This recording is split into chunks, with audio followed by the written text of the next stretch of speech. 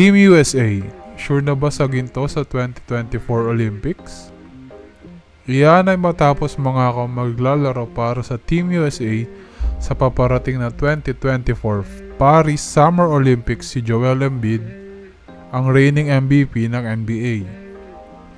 Maliban kay Embiid, nauna na rin magsabi na interesado din maglaro sa Team USA ang mga former NBA MVPs na sina LeBron James, Kevin Durant, at Stephen Curry.